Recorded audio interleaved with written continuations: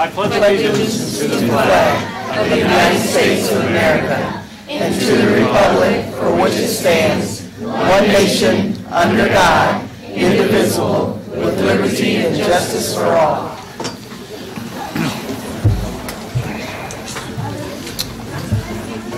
Thank you.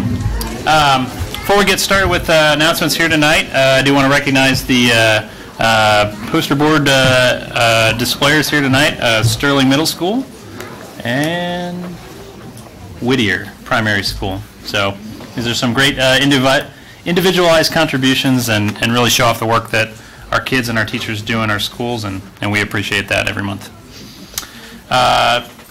Do any board members have announcements? I do. Mr. Wilson. The Manual Academy Manufacturing Dual Credit Pathway will open to all Peoria Public School high school students beginning in the 2019-2020 school year. Students currently in 8th through 11th grades can attend informational meetings about the manufacturing program on Wednesday, April 3rd from 6 to 7 p.m. at the Peoria High School Library, and Thursday, April 4th from 6 to 7 p.m. at the Richwoods High School Library. Peoria Public Schools is partnering with Illinois Central College and Caterpillar to offer this program. Courses will include Introduction to Technology and Engineering, Manufacturing 1 and 2, Welding, Mechanical Drafting, and 3D Printing. Students will master skills using Manual's state-of-the-art industrial technology equipment, including computer, numeric, control, plasma, cutting, and routing machines. Students will earn college credit from ICC and will have the opportunity to participate in a paid internship at Caterpillar during their senior year. Students will be provided transportation for the program. Thank you. Mrs. Jackson. I have two. The Peoria Save Our Stadium meeting will be held from 6 p.m. to 7:30 p.m. on Tuesday, March 26th in the PLC 1 of the Administration Building to give an update on the status of the Peoria Stadium. The meeting will provide an overview of the prior meeting, the current status of the stadium, and next steps. All are invited to attend. Want to find out about career opportunities in the union construction industry? Visit Peoria High School from 9 a.m. to noon on Saturday, March the 30th for a construction and manufacturing career forum held by the City of Peoria and Illinois Central College. Learn what individual construction trades do daily and how to begin the process of applying for apprentice schools and employment. This free forum will also describe the industry benefits, including wages, insurance, and retirement programs. Numerous students from each high school in the district will also be participating in Saturday's forum. Find out more from about the forum at www.peoriagov.org. Thank you. Mr. Walter. Congratulations to Woodruff Career and Technical Center Culinary Arts Program, which was recently named an Elite 50 Hospitality Program by the Sullivan University College of Hospitality Studies. Thank you. Other announcements. Dr. Davis-Aviles.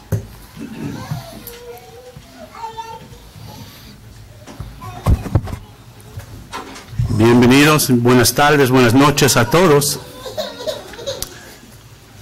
Las escuelas públicas de Peoria tendrán conferencias de padres y maestros el miércoles y el jueves 27 y 28 de marzo desde las 4 de la tarde hasta las 7 de la noche. No habrá clases el viernes 29 de marzo. Peoria Public Schools will hold parent-teacher conferences on Wednesday and Thursday, March 27 and 28, from 4 to 7 p.m. There will be no school, can I get a woo-woo, on Friday, March 29th. Thank you. Mrs. Ross.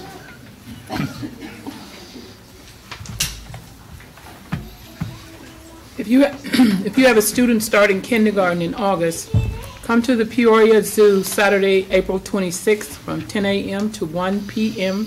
for Peoria Public Schools Kindergarten Roundup. Meet your principal and other school staff, learn about registration and physicals and dental and vision exams requirements. Then enjoy the Peoria Zoo with your family. Also, check the Peoria Public School website, www.peoriapublicschools.org, for a list of kindergarten school spotlight dates. School spotlight meetings will take place in April and May. Thank you. Mr. Shaw. I have two. Congratulations, Peoria High School freshman Cammie Hess on her recent appointment to the Illinois High School Association IHSA Student Advisory Committee, or SAC. SAC serves as a liaison between students, coaches, administrators, and IHSA staff and board of directors. SAC members promote the ideals of the IHSA, including leadership, sportsmanship, and integrity. SAC representatives participate in interscholastic activities and athletics. 21 Illinois high school students were chosen through an application and interview process to serve 2-year terms on the SAC. And Peoria Public Schools will host a virtual job fair on Thursday, March 28th from 9 a.m. to 5 p.m. This hiring event specifically for certified teachers will use an online interview platform. This outstanding opportunity for December and May graduates, as well as candidates outside of Peoria area. The link to register and participate in the virtual job fair is peoriapublicschools.org. Peoria Public Schools will host an on-site educational job fair on Thursday, April 11th from 10 a.m. to 2 p.m. at the administration building. This event will offer on-site screening and interviews for Illinois certified teachers, May graduates pending certification, substitute teachers, teacher aides, and bus drivers. Candidates should bring a resume, transcripts, a letter of recommendation. Candidates for certified staff positions should bring a sample lesson plan. All right, thank you. Thank you, Mr. Shaw. Finally, Grow Your Own Peoria will begin accepting applications for its Fall 2019 program beginning this April 1st, 2019. Grow Your Own is designed to diversify the teaching profession by recruiting homegrown individuals who have a passion to teach students in their community. Grow Your Own provides social, academic, and financial support to its candidates. Applicants must complete an online application, a writing sample, 2 letters of recommendation, and provide documentation of their ACT, SAT, or TAP score. To learn more, attend an informational meeting on Wednesday, April 10th or Wednesday, April 17th from 4 to 5 p.m. at the Peoria Federation of Teachers Local 780 office, which is at 733 Southwest Washington in Peoria, or email Linda Wilson at lwilson@gyo-il.org. Thank you. Next up, we will recognize a great member of our community supporting Peoria Public Schools. Brian Lloyd of W.W. Granger was responsible for a big donation, and I'll let Mr. Willis take it away from there. Good evening. In January of this year, president of our foundation, Cindy Morris, contacted us about a donation that she had just received from W.W. Granger, Inc., and that donation was 720 gallons of interior gray paint, valued at $32,000, and she notified us of that, got in touch with our Building and Grounds Department. We were able to get the merchandise, and we wanted to recognize Brian Lloyd tonight for his company's generous donation to us for the benefit and support of Peoria Public Schools. Brian, come on up.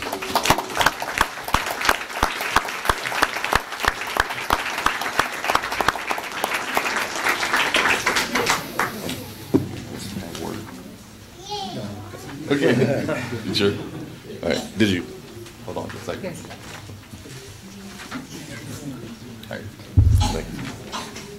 Is he shy?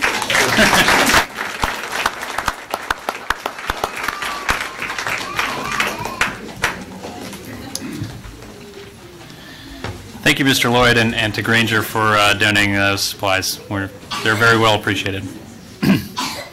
Next up, we will recognize one of our own staff members for the Remarkable Spirit Award. And the winner is Miss Amy Denson, who's a behavior attendant at Manual Academy. We have a staff member here to come and, all right, Sarah, please come forward. Thank you.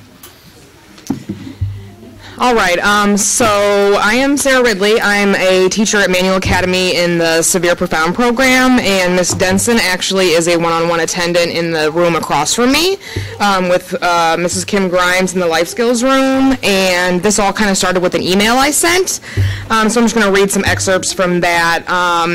So Miss Denson helps my staff and I get my students off the bus in the morning and assist them with getting them settled after we arrive in the room in the mornings. Miss Denson treats and engages with all my students as if they were her own. She has developed great relationships with each of my students. Over the course of the past 3 years, Miss Denson has been there to offer her assistance when needed to my students and I, whether this be because of one of my staff members being absent or if we just need an extra hand. Ms. Denson's selfless acts spark great gratitude within me. She is not the type of employee you find just anywhere. Her work ethic, care, and compassion are exceptional. She truly displays the idea of teamwork makes the dream work, even though she is technically not a part of my classroom team. I'm also grateful to Mrs. Grimes for allowing me to borrow Ms. Denson in my times of great need. Another act of selflessness displayed among the Manual family. I know too often we forget to pass along and share positives with how busy we all are. I wanted to make sure to share this information about Ms. Denson being a truly remarkable asset to the district. Here's the lady of the hour. Thank you. Thank you. I'm going to take pictures.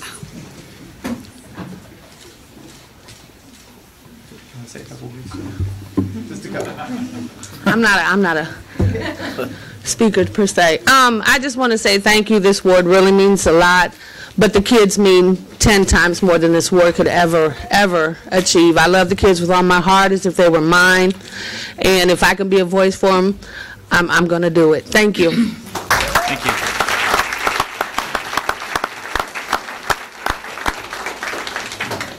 All right, congratulations. Next we'll move on to the Young Author winners. We have Miss Gifford or, oh, there she is. Okay, so I promise I'll take reprieve from being at the podium for the next Purple Board meetings. Now, tonight we're going to honor all of the young authors that we have. So you see around you lots and lots of faces of the future authors of America right here. Okay, so out of over 2,000 submissions that came throughout all of our buildings, 160 came to central office as the winners from their building. And you will see here tonight the 27 that have won recognition from the district level. Once I announce those 27 kids, there's 3 for each grade level, I will then announce the 4 that will be moving on to the national competition that happens every year in May. Okay? All right, so I'm going to start just kindergarten and go up. So we'll have Glen Oak, Charter Oak, and Keller teachers or principals who are here come to the podium, and then I'll announce your students. Yes. Okay, as they're working their way up, we have Justice Roballer from Glen Oak, Francesca Horry from Charter Oak, and August Lee from Keller.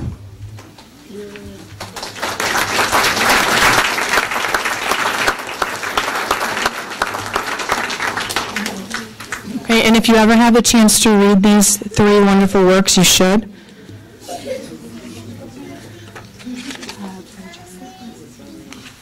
And you have August.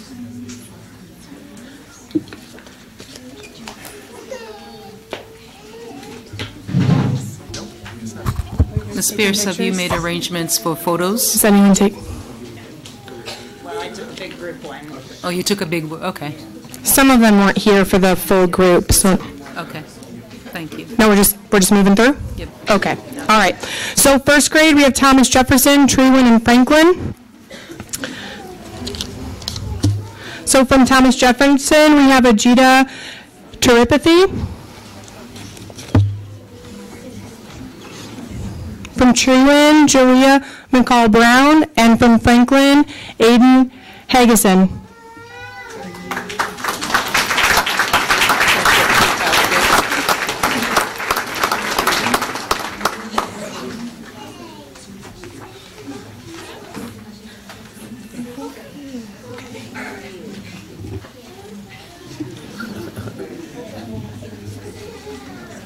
Okay, for second grade, we have Dr. Maud Sanders, Northmore and Keller.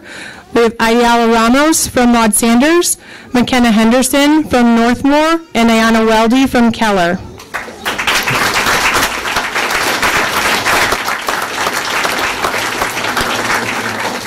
You guys just...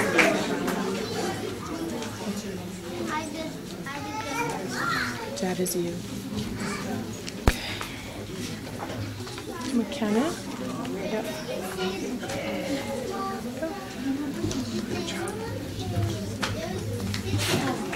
Okay, for third grade, we have Olivia Johnson from Northmore, Marcarius King from Harrison, and Jorge Almanzahi from Glen Oak.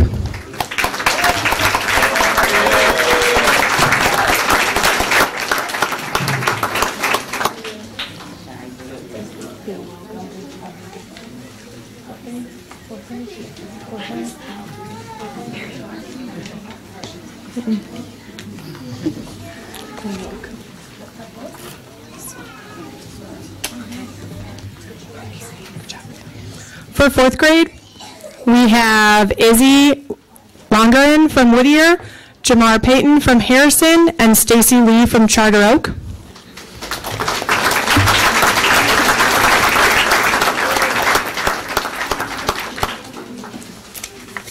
Are you Stacy?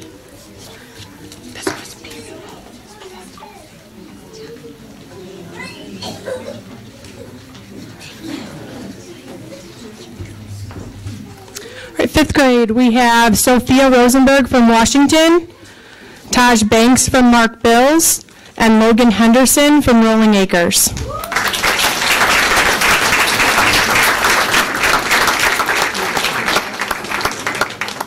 Sophia. You're welcome. Okay, sixth grade, we have Kinlana Stone from Rolling Acres, Ayana Jacoby from Washington, and Haley Struckerler from Calvin Coolidge.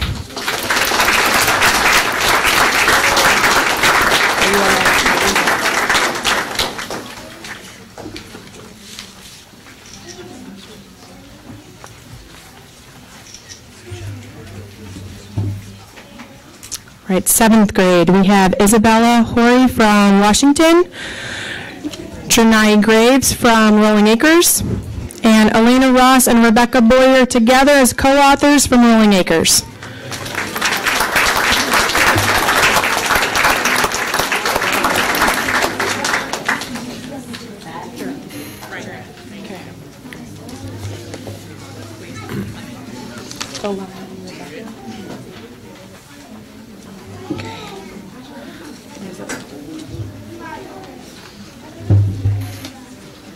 Okay, and our eighth grade friends, we have Morgan Patterson from Sterling, Christian Hill from Lindbergh, and Michelle Estrada from Manual.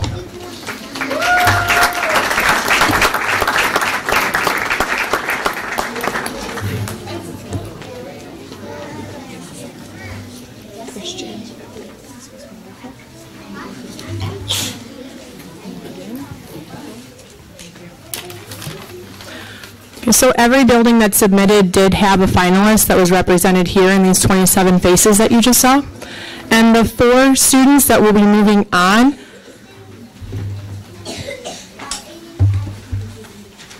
to the Champaign competition, no, the Bloomington competition, are Ajita Tripathi from Thomas Jefferson, a first grade student.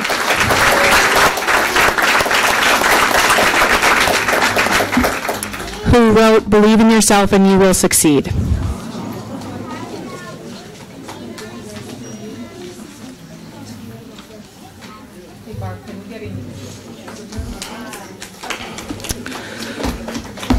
Okay, our next winner moving on is Stacy Lee, 4th grade from Charter Oak, who wrote Cynthia's Journey to Find Medicine.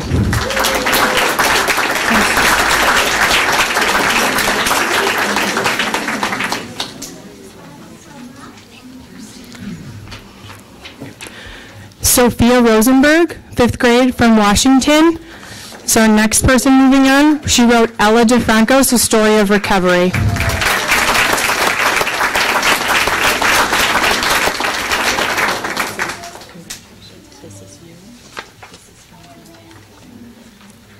Okay, and our last person is Journey Graves, 7th grade from Rolling Acres, with This World We Call Free.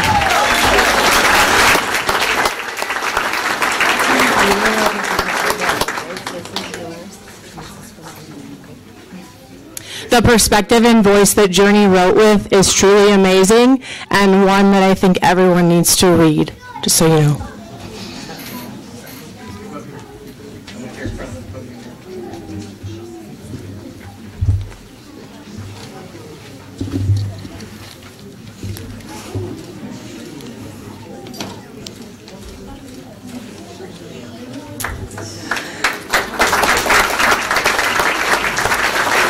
And we would be slightly remiss, sorry, if we did not have some honorable mentions from some of our other buildings. So just because everyone needs to acknowledge them too in their writing skills, we have Addison Hinkle from Hines, we have Garakis Jenkins from Lincoln, and Daniel Gordon from Glen Oak. So if they're here as well, they can be mentioned.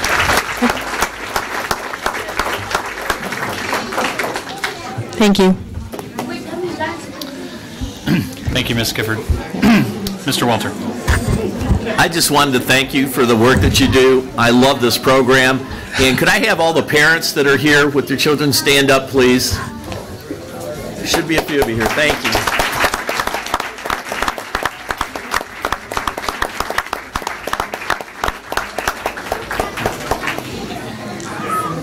Principals and teachers and staff. Just to echo what Mr. Walter was saying, we do thank all of you for contributing to your students' work. As a parent, I know that sometimes young authors' season, as it will, gets a little hectic, and we dread some of the deadlines, but we know that it takes a village to really help those kids achieve that milestone. So thank you to all of you.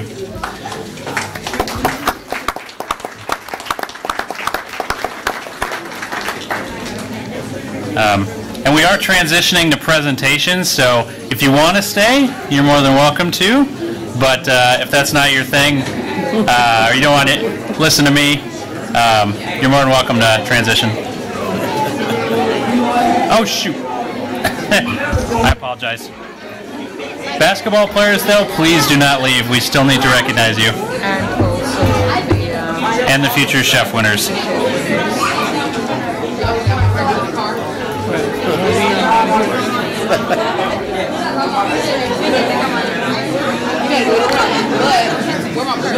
Isn't dog catcher something you get picked for? I apologize for that. Stop, Jeremiah. Let some of the reading crowd migrate while we transition to recognize the Roosevelt JV basketball winners.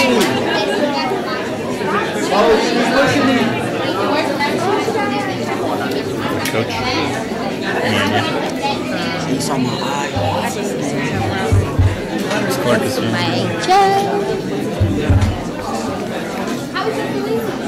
There's two of them. I'm not sure what's his name.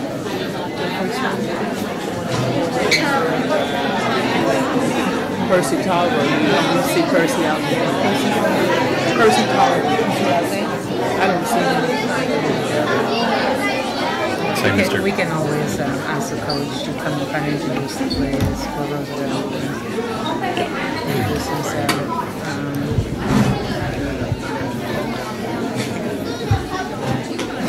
I got some medals for him.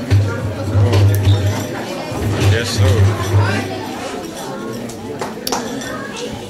All right, Coach. Thanks for coming forward to recognize your team, and congratulations on your season. Do you want to introduce everybody for us? Yes, I can do that. Or Ms. Clark? Yeah. Either way. Clark, go ahead. come around. Lando, come around. Okay, first I have Jaquarius Green. Okay.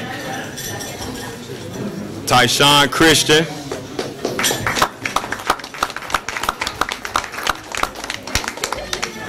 Dietrich Richardson.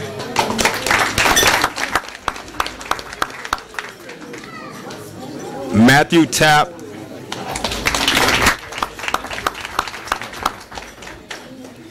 Ian Lovey.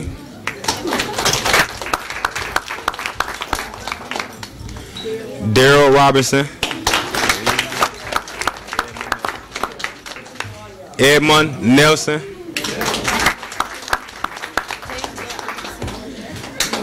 James Dudley. Yeah, we can't really see them. Can we arrange them in a way that they can be seen and we can take a nice photo? And Ms. Clark, can you also introduce your coach when you get a chance so he gets a proper introduction? Thank you. Here you go. This is looking- sorry. Go ahead, Coach. Markel Christian.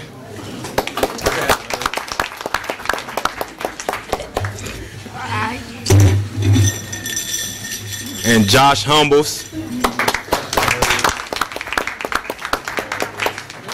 Ball boys.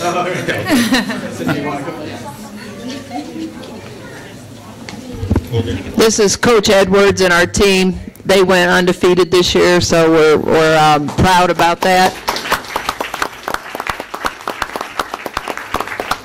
And Coach Edwards has been a fantastic role model for our young men, and this is his second year at Roosevelt, so we couldn't be happier with Coach Edwards and the team this year. Thank you. Great job. Thank you.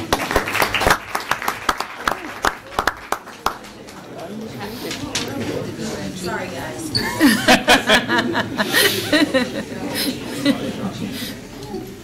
There you go. Thank you.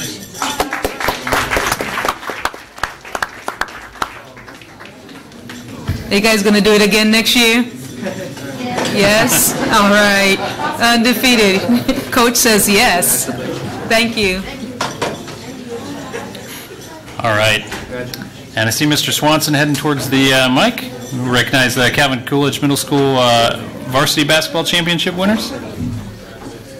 Okay, I'm going to talk and have a little filibuster here. We've got a couple three in transit on the way here. I would just like to reiterate what Cindy said about our coach. Will Nichols has been our coach since I've been there and prior to my being there, and he's just a terrific role model for our students as athletes, as students, and as young men, and he sets a great example in helping us throughout the building.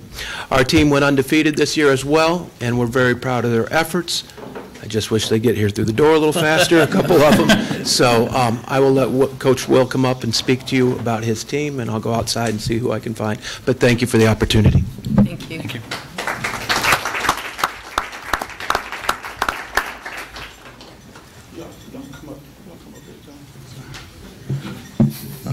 We only have a few here, but the good thing is we always were able to maintain a full roster throughout the season, and that was the thing I was most proud of. So for the last 3 years, we've won city and also the city tournament. So we keep doing things the right way. So there's not any kids ineligible and things like that. So that's the thing that I'm always proud of about the young gentlemen that I'm coaching behind me. So these are more representative anyway. So first we got Mr. J. Sean Ivy.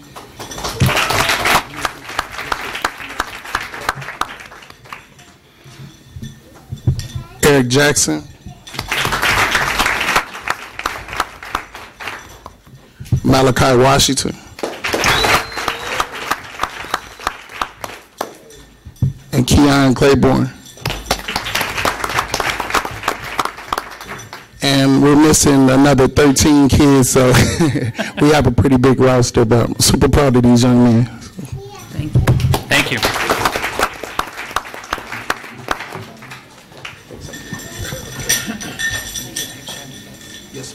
Does Coach get a medal also, Mr. Burke? Well, it says student on there. Oh, okay. And do we have medals for parents as well?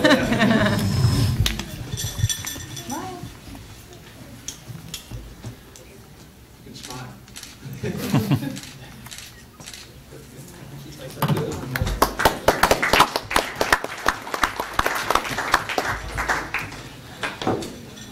right. And our future chef winners? Mr. Streamer? Almost called you Mr. Sodexo. Danny's going to do a presentation first. Oh, great. Good evening, Dr. Karat and our distinguished board members and administrators. We held on the 9th, Saturday the 9th of March, we held our 7th Peoria Public Schools Sodexo Future Chef competition. We were one of, I believe, 257 Future Chef competitions being held across the U.S. Ours, of course, was the best. Each year it starts out, just to let you know how the Future Chef program works, starts out as a recipe contest. We have a theme each year. This year it was Fiesta Fit, Healthy American Food, or Mexican, excuse me. And it's a recipe contest at the schools. So the kids submit their recipes. A distinguished panel of judges at the school, the principal and staff, select their finalists to go on to compete at our event, which was on the 9th. And we had 7 finalists, 7 great recipes. As I said, we've done this for 7 years. From everyone who was there, one of the theme that we heard, their opinion was this was the best event that's ever happened. The kids just rocked it. The menu was great. The entrees, they just pulled it off really well. It wasn't a huge rush at the end. It was just very structured, and they just did a great job, and we were very impressed. But it starts out with a culinary boot camp, we call it. So those are pictures of Chef Doug instructing the kids. Food safety, physical safety, how to work in a real production kitchen. They're actually issued their food, and they're issued their sous chef. Here in Peoria, since we've had a culinary program, we have utilized those students to be the sous chefs, to work with the future chefs. And that's been a great collaboration. We just love seeing them come together. It really works. And it's our chance to kind of show those future chefs what they can do. They can go on to Woodruff and become culinary students at the high school level. We've got a lot of folks that support this event. I've got Robin with me over here, who really puts together a lot of the structure, makes sure we got all the food and what have you. There's a picture of Chef Shoopman, who is a certified executive chef. I hooked up with him the first year, 2012, and he is also the Friday chef on the Living Well show. And you'll see some pictures. Our kids have the rare opportunity to actually go onto the show. Our gold medalist, silver medalist, and top scoring bronze. But the next slides are shots of kind of in production. The kids have started in on their recipes. We see them doing some sautéing of some chicken and some fish. We've got our culinary students working, the sous chefs working with the chefs. And then it culminates at the end. What they have to do is they have to produce a sample plate. So that's for eye appeal. That's to show how wonderful that dish is. And then 50 samples. So they've got quite a bit to prepare during a short hour-and-a-half production time. They've got to have it all set up out front and be out there ready for the judging. The judging, what they're looking at is healthy attributes, kid appeal, make it kid-friendly, plate presentation, originality, and taste. And down below you see they actually get some bonus points. We're able to put into the calculator for the scoring. If they've got up to 3 of the bonus ingredients, they get an extra 3 points for their recipe. And then our distinguished panel of judges, we had Mr. Shaw, Dr. Karat, Dr. Bell, as well as Tom Bloomer. He didn't have any skin in the game this year, so he was a legal judge, and then Chef Shoopman. And they get to interact with the kids as they're doing the judging and ask them, where did you get the inspiration for this? How do you feel about this dish? Is it a family dish? That type of thing. A lot of good interaction. While we're doing the tallying, all the guests get to come up and try the fare that day. And then this is just a little recognition that Dr. Kraut was doing with Chef Yeti and her team of kids that were the acting sous chefs. And we have a chance to talk to the guests throughout the event, and we let them know about what great opportunities these kids have here in Peoria Public Schools with our culinary program. So this is our kids lined up for the judging, you know, kind of waiting to see how they scored. And we have, you know, it's one of those events where everybody's a winner. They showed a lot of initiative, putting in their recipe, coming and competing, making their recipes for us. And we've got prizes and bronze medals for really all of them. So these were our 4 bronze medalists. And then our top scoring bronze medalist, who's here this evening, Rodrigo Sanchez. And I'm going to try and say this correctly. It's molletes is what he made. It's just was really fresh, really flavorful. We all just loved it. And there you can see it.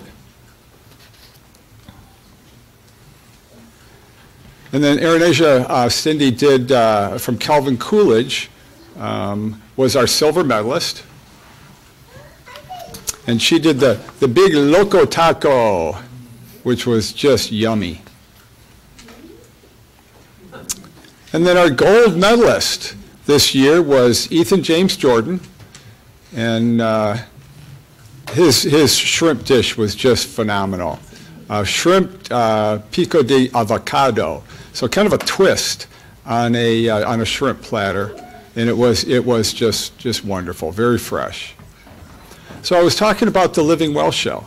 This, I haven't heard of another event that has this opportunity. I think it's just great. The kids love it. They have a lot of fun at the event, at the Future Chef event, but this is just a special treat to be able to go on this show. And through the magic of television, Chef Shootman's got the things there ready for them to prepare. This is a picture of him kind of explaining how the process goes at the studio the morning of the recording, or the afternoon of the recording. And then here's a shot of him with Ethan and Rodrigo talking about the set. And that's Rodrigo when I think that's actually part of the filming there, with the host, Evelyn. And there is Ethan. And Angel was his sous chef. I think the other sous chef was, I'm forgetting her name now. And that's a group shot of all of them at the end of the show. And this is, we have held this show 7 years now over at Lincoln K-8. When Chef Yeti and I were talking, we talked about this briefly last year, but we made a deal. We are moving the venue. From now on, it will be at the Woodruff Kerr Tech Center in the Culinary Arts Department. It's a great venue for us. It's a great way for us to feature that program over there as well. We had a couple of news stations. We had Channel 25 and Channel 31 that came and interviewed us early on and took pictures and then ran off to the Women's March to get all rainy and wet. But I think that'll be a great opportunity for us to showcase that program and to let those kids work in that kitchen. So I would like to invite our future chefs up if I can. Rodrigo, and Aranaya is, come on up. And here's Ethan. So this is our gold medalist, silver medalist, and top scoring bronze medalist. There's Rodrigo. Did I say that right? Molletes? Did I say it right? Did I get that? Congratulations. And Ethan. So did you guys have fun at the event? Yeah. I told you would. And then what did you think about going on TV? What was that like?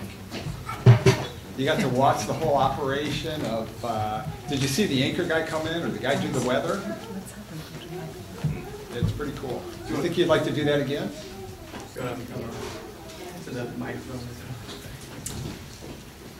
So you guys want to say anything to the board? It's okay, we don't bite. We also brought them.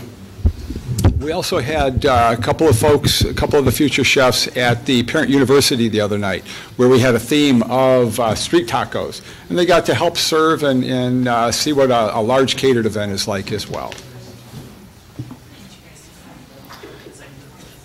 Come right around here.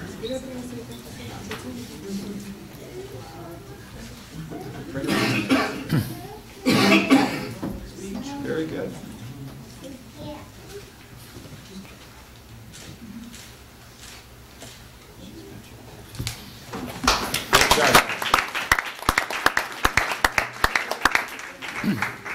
And thanks to the moms and parents for supporting the kids and bringing them to the event.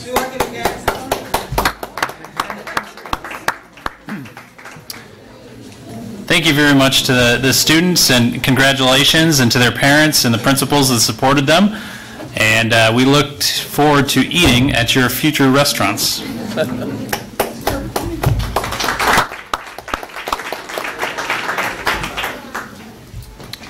All right. Mr. Shaw, did I miss any other recognitions? No. Okay. Very good. Then at this time we'll transition to presentations. Mr. Streamer has already gone. And I guess I'm up then. So, and we'll transition down there again.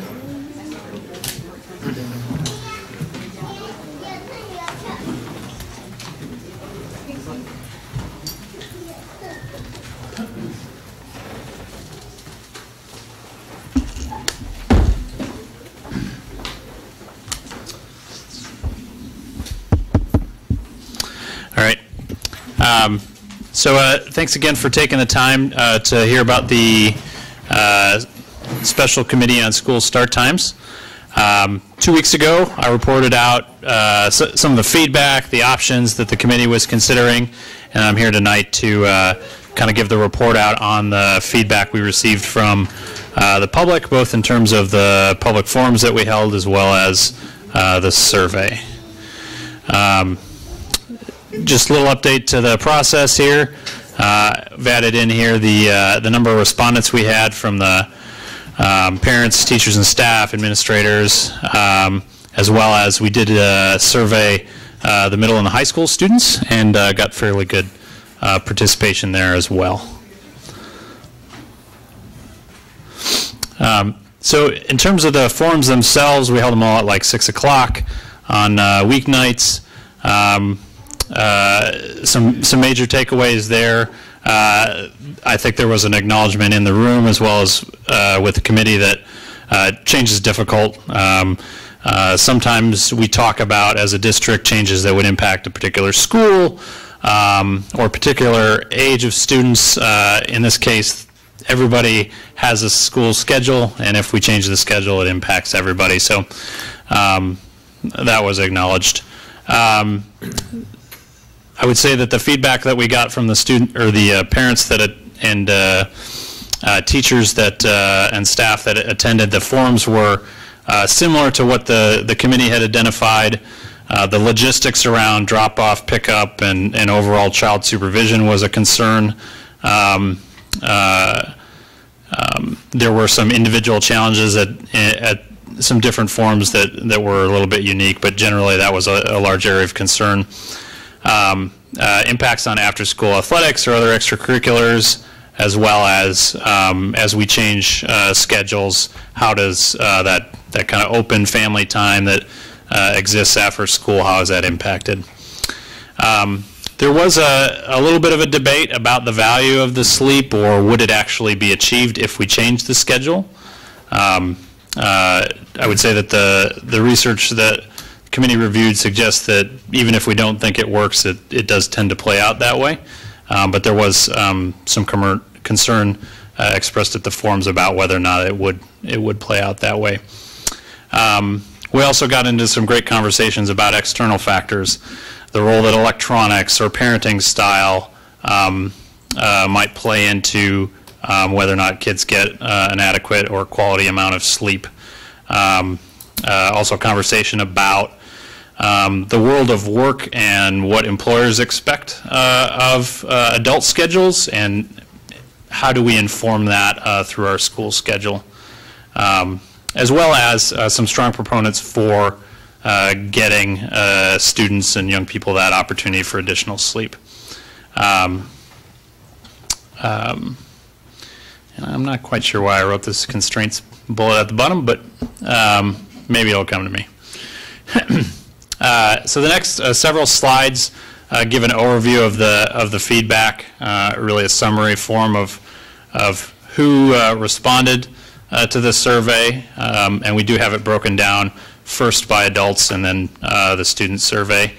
We got a fair amount of feedback from most schools. Richwoods High School was, I would say, overrepresented in the survey sample. We had a lot of both staff and parents respond to the survey. I'll try and zoom in a little bit so you can see these. We asked a couple of intro questions before we kind of got down to the consideration of alternatives. So one was, for the school that you most identify with, do you see students struggling from lack of sleep when you visit there? You can that's kind of hard to see, but the options were never, sometimes, mostly, and always. Collectively, the response was about in the 60 to 65% rate that at least sometimes, leading up to always, people were seeing students struggling from a lack of sleep. One note I made was that you could see this little bit of a difference between the school community groups, that the teachers recognized it or were less likely to say never than the parents. So interesting that they're in the classrooms in the school all the time. In terms of whether or not you're generally supportive of a start time change, given that that's where the research kind of pushes us, roughly 2/3 support or said yes, 1/3 no. Dr. Crott? You may want to just, if they can't see it, the bluest parents. Oh, yeah. Yeah. Yeah, so the blue bars are parents, the red are teacher or staff, and then the yellow, which is, there's not many respondents from, was administrators. So when we gave them the option to rate the start time options, these are the next two slides kind of bear it out. The most popular alternative selected was the current bell times. And they were given the options of either strongly disagree with, somewhat disagree with, indifferent, somewhat support, and strongly support. So you can kind of see the trend line here. A lot of respondents, both in staff as well as parents, responding that they're strongly support the current times. When we go to the alternatives that were offered, the strongest level of support was for the 30-minute shift. So this would be to take all the start times as they are currently configured and just shift them all 30 minutes later. This particular option enjoys majority support. So more people somewhat or strongly support than somewhat or strongly disagree. But it's in that 50-50 bell curve area. As we go to some of the other alternatives, the 45-minute shift was the same thing as just 15 minutes later, and then the swap, which would sort of reconfigure the alignment of the start times with the younger students going to school earlier and the older students starting later. We can see it kind of, the support falls off some. There's a little bit of mixing, I would say, in that, some people may have more or less preference, but you can kind of see the negative end of those is pretty consistent with these two. So that's the high level. We did look at regions, high school regions. Was there any variations amongst the feedback, and though there was, I would say the general trends were similar across all the school regions.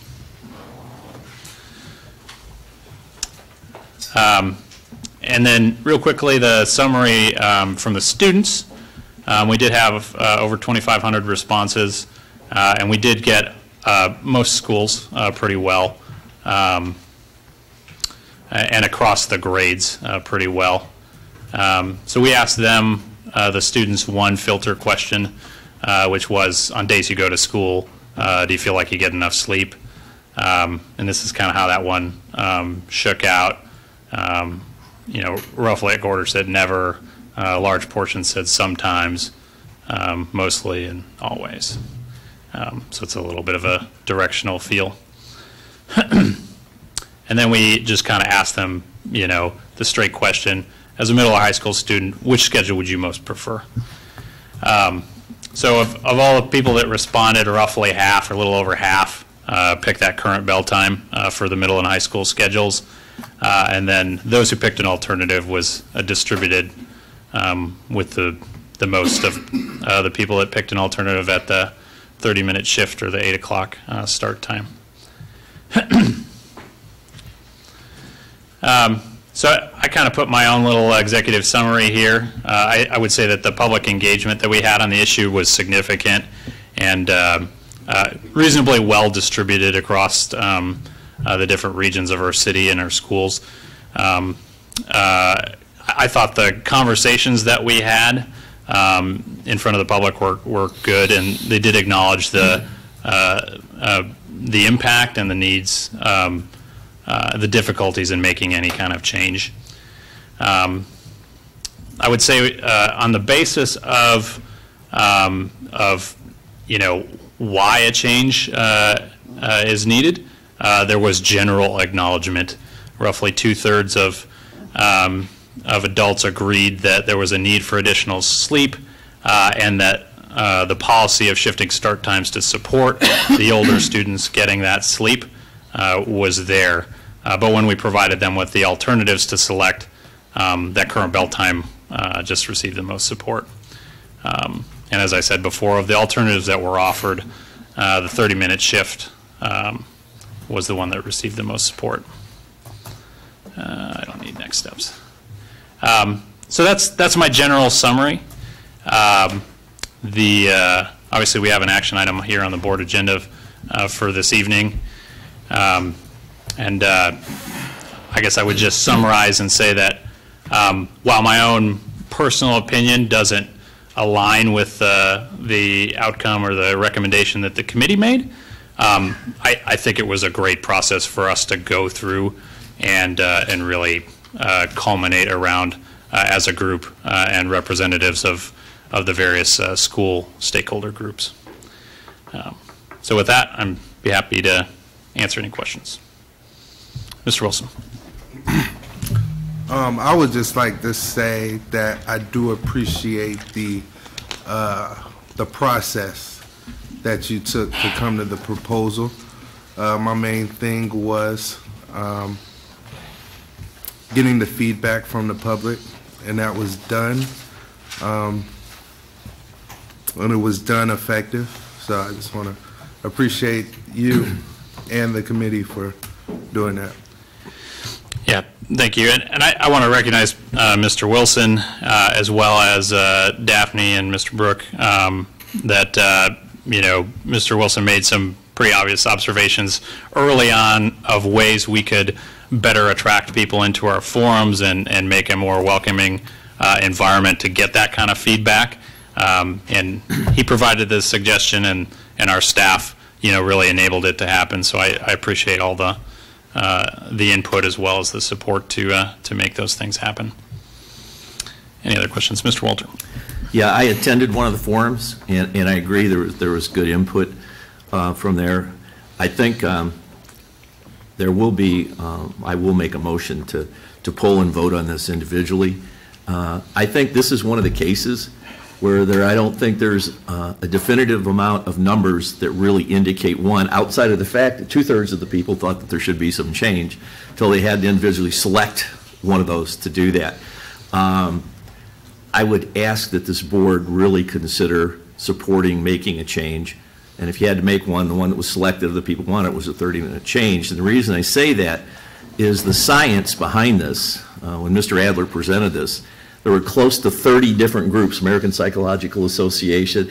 There's this whole list of people. The science is overwhelming. This isn't an iffy or it's 50-50 on where people want to go. It's not 50-50 on the science. The science itself shows that it does benefit students from middle school and high school. And I don't want us to be science deniers. I don't want to fall in that category. There's some other people I know that are science deniers. I don't want to be there. And so this is going to be one where sometimes I think the school board is going to have to take a leadership position. And that leadership position on this one would be do what the science tells it, do what's good, because I've got board members here that tell me all the time, do what's best for the kids, do what's best for the district. And I think what's best for the kids and what's best for the district is to have this time shift. We are still, and the other thing, comparable districts around, we're one of the few that has this really early start time. I mean, if you take a look at comparable districts in other places around it, we would just be catching up with them as to where they're at. And when there's research that shows that even as little as 20 minutes change affects test scores, affects discipline, makes a difference for kids. And I understand when we had some very strong parents that were at several of these meetings that said, hey, look, I'm putting my kid to bed at 9 o'clock and he or she is going to stay there. Well, they may, but the reality is they're not going to sleep then. I mean, the fact is, once they hit puberty, their circadian rhythms change that and they don't go. And the learning that comes out of this, I think it's just one of those things we just really, and this may be a tough vote, and I understand that, but I'm just going to recommend that we support making a change. And of the choices we have, I think we have to do and with all due respect to the committee, and I agree with Mr. Wilson, I appreciate the way you handled it and tried to get the input, stuff with it, but I think we need to, I'm going with science on this vote. Ms. Jackson. I probably have stayed up at night reading more about this than most things I stay up at night reading. I agree with Mr. Walther. Everything that I read works on the side of us changing that time. It talks really in depth about making that change and being so beneficial to students to having that extra time. And I'm not sure that everybody probably has really dealt with this like I have. I can't now say I'm going to do this my kids because I don't have kids this age anymore to really see how it works. But I believe the information and the data that I've read. And if I had kids at home at this age, I would be beating down the door for the district to change the times. I believe the data. I believe, because I've read so much and I've never read anything that said, don't do it. I just have not. And I hope that we will bite the bullet on this one. And even though there are people that say, let's not do it, I believe that sometimes we have to make a decision that's best. And I believe that this is a decision that we should make that's best for our kids. I think we should always think about what is best for the students in District 150. Other districts have been doing it for a long time. So I just think that we ought to just take the silver bullet, put it down, and walk ahead, and let's go ahead and make a decision. A lot of times we spent, and I appreciate the time that you spent. I know that I came to one of your meetings and I've listened and I thought about it and I read some more. So I just think that we need to do what's best for the students and move on. Mrs. Ross. I'm concerned that that almost everything that we do, we say we include parents, and parents' opinions matter. and the community and community opinions matter, then do they really matter? Do we just ignore what the people have said? Plus the fact everything doesn't work for everybody. Given the clientele that we work with or we have as students and as parents, I believe the parents have spoken and the students have spoken. Basically, there is no one size fit all. Maybe that works in some areas, but maybe it doesn't work in our area. We've done it 3 years in a row trying to make this change, and the results keep saying the same thing. So I'm not sure why we include people in these committees and why we ask them for their opinion if we're just going to ignore it. Mr. Shaw. And this is the discussion that we had in the committee, and I would say the same thing. I agree with the science. I don't think you can argue with the science on sleep. The feedback from the community was that this would be too disruptive. That was the overwhelming feedback. So what I said in the committee is either we don't do this, or if we choose to do this, then we have a long implementation plan, so like 2 years. This gives us a chance to put supports in place to knock down some of the obstacles that the families were presenting, and it gives our administration and teachers a chance to adjust to the impending change. Those are my opinions on it. Okay. Any other questions? Dr. Baum.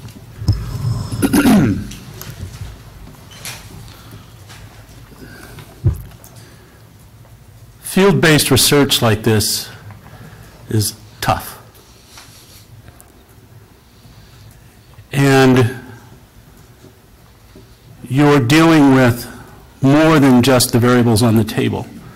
As was alluded to by an earlier point made in one of the slides about change being difficult. It's possible, well, first of all, I think that I would have to say that we are listening to parents. I think there's a goodly amount of parents who responded to this, and the data shows that there's a number of people who, in point of fact, are not being ignored, who are seeing this as something that they would like to have happen. The email that I have received on this has been 100% in favor of a change and in favor of the science. What we may be dealing with is an artifact of that steadfastness of no change. And that's a very difficult thing to do. That's why I say that field-based research is difficult, particularly when you're talking about some things that are as firmly in the culture as this appears to be.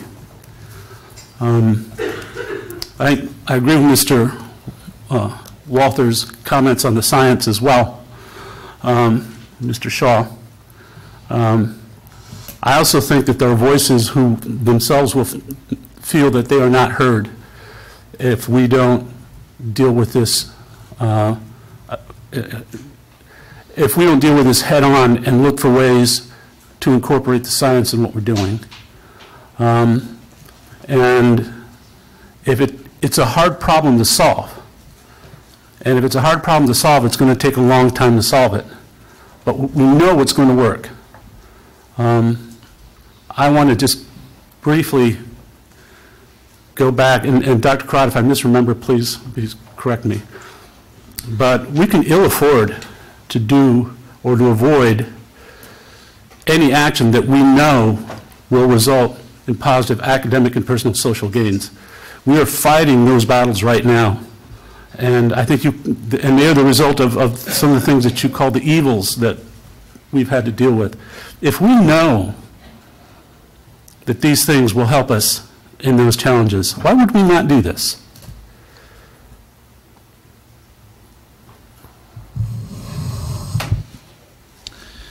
Thank you.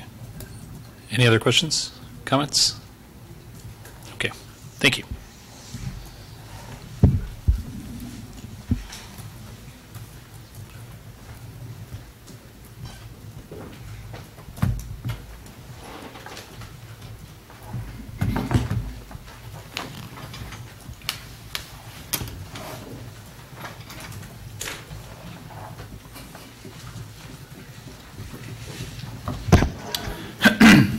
Next up on our agenda is presentations by audience. Obviously, public feedback's very important to the success of the district. There are rules about providing public comment in this place. You can find them by our comment box or on our website. The only things that we ask are that any criticism you provide be constructive, and we do appreciate it if you keep to the allotted 5 minutes. First speaker is Ms. Sharon Cruz.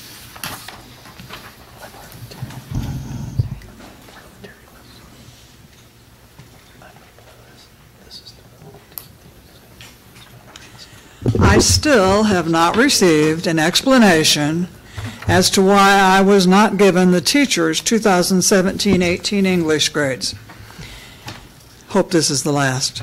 Teachers would have turned in first semester grades by December 21, 2017, and second semester grades by May 24, 2018.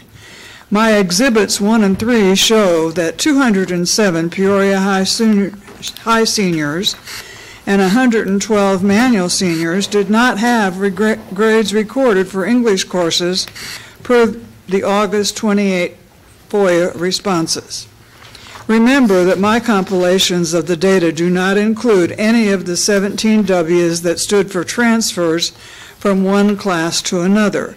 Therefore, all of the 17s are for withdrawals from a class or from school. There were some blank spaces where grades should be. I filled them in with NG for no grade. The last of several inexplicable explanations I received for uses of the 17 stated, please be aware that 17 is the code for withdrawal. W is not a grade. The coding system is used solely for reporting to ISBE and does not appear in the teacher's grade books or on the student's transcripts. The codes are generated twice a year after a teacher inputs grades, and if a grade is missing or incomplete, i.e. the student transferred, dropped the class, etc., it may be coded as 17. If the 17s are solely for ISBE, why did they appear in the data that I received? Not only were the grades missing, but according to the administration's withdrawal explanation, the seniors were missing. 94 of the 207 missing Peoria High seniors and 54 of the 112 missing Manual seniors were missing both first and second semesters. The administration has much explaining to do when they can't account for a total of 319 seniors. Where did they go? The August data shows they were all enrolled in senior English classes and then disappeared per the 17 code.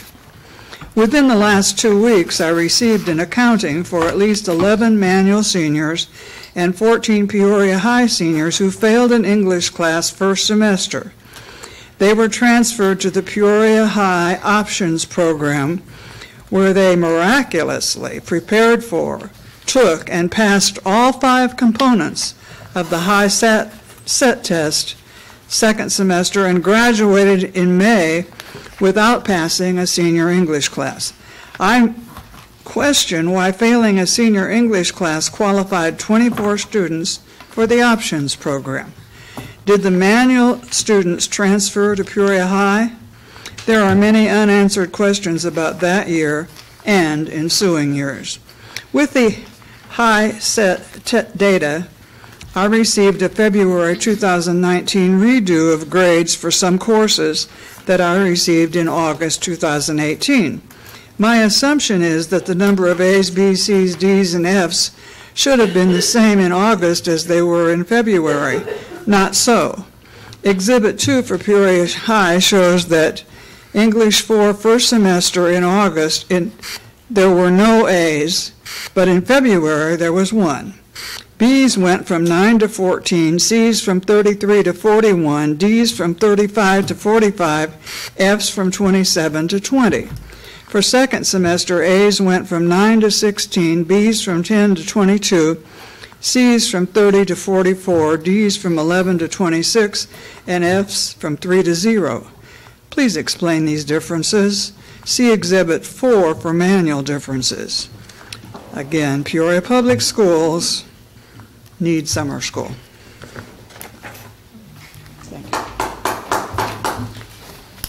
Thank you. Next up, Mr. Terry Knapp. Yes, I see on your agenda tonight you're going to be talking about the Quest update. I'd like to go back and discuss Quest and remind some of you that weren't around necessarily when Quest came here 10 years ago or in 2010. And I would say that a couple of the board members, one board member, Laura Patel, who had not yet been put on the board, came to parent groups. We had people, 100 in a group, and she came and promised if she was elected she would not close a high school. She got on the board, and the second meeting she was on the board, she voted to close Woodruff. Debbie Wolfmeyer said we don't need to go into the neighborhoods and do any talking or have any consultations with the people in the Averville neighborhood because they'll just forget about it anyway. So if we do this quickly, they'll get over it. That was 2 months before she voted as one of four. She and Patel were two of the four people that voted to close Woodruff. Woodruff and the kids on the north side suffered. I maintain that Manual suffered, that Central suffered because there were people, gangs, if you will, across the north side to the south side, the north side to the east bluff. And we all know, if you don't know, I mean, there were some board members at the time that didn't even know there were gangs. I mean, that's craziness to me.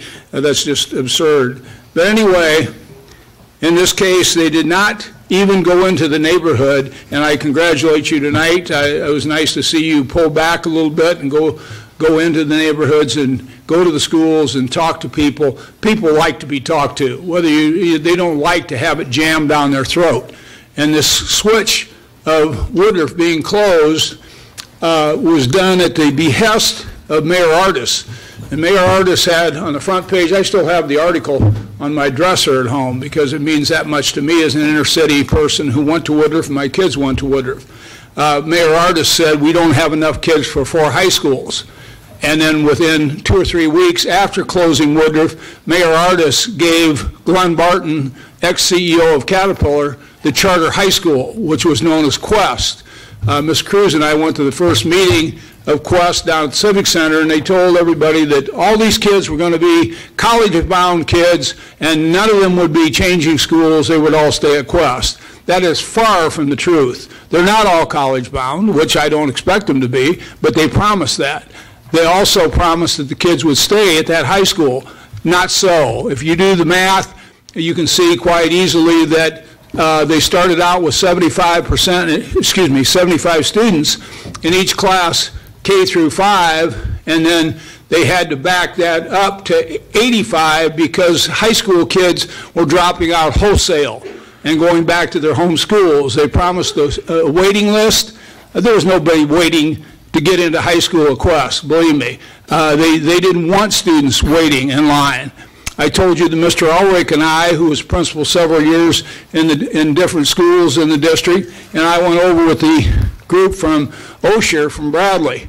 And when we got there, Ms. Wood and Mr. Fleege, who was president of the board, told us, again, I remind you of this, that the students at Quest were at a disadvantage because of the pathetic condition of the students coming in to Quest from District 150 in 4th grade, and they were not able to rehabilitate those students and make them competitive. So they blamed it on you, and now, of course, Ms. Wood will be eventually telling you how she's improved the 4th K through 4th here to finally get them up to snuff, I guess, and I'm anxious to hear the principal there now talk about this. Also, in that particular instance, they were getting $5.2 million a year from you. Now it's my understanding they're getting $6 million, almost $6 million. I have not heard that discussed here, but that's what I've been told. So you're going to increase the amount you're giving them by $800,000, and I don't understand that. They were supposed to come in here and manufacture miracles. They were supposed to be a STEM school, science, technology, math. No calculus, no advanced placement courses, no technology when we went through the building. They had in their brochure that the students, 20% of the students felt unsafe in the classroom and 25% felt unsafe in the hallways. That's in their brochure from 2 years ago. I urge you to look at that. It's time to terminate this experiment and take the $8 million back, excuse me, $6 million back. You can do it better than they can do it. Thank you. Thank you. Next speaker, Ms. Ann Guthrie.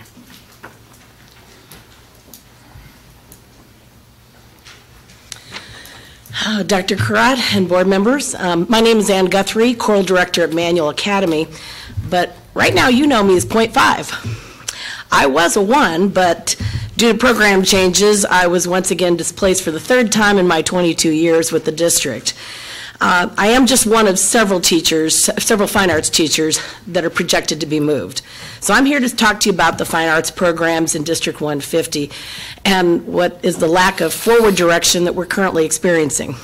Since we were left without a full-time or even part-time fine arts coordinator, a fine arts committee was put into place with the assistance of the union to use their incredible wealth of knowledge regarding scheduling, curriculum, certification, and their passion for teaching the arts to provide some guidance.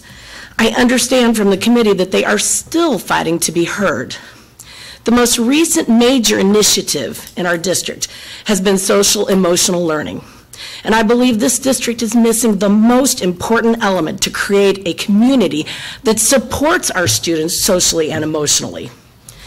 I went to Limestone High School and then on to Bradley University. I was part of my high school drama, choral, madrigals, and then at Bradley, I was part of the Bradley Chorale. In each of those organizations, I experienced a family of like-minded people with similar passions for music. And I still feel a deep connection to both of these schools because I was a part of something important.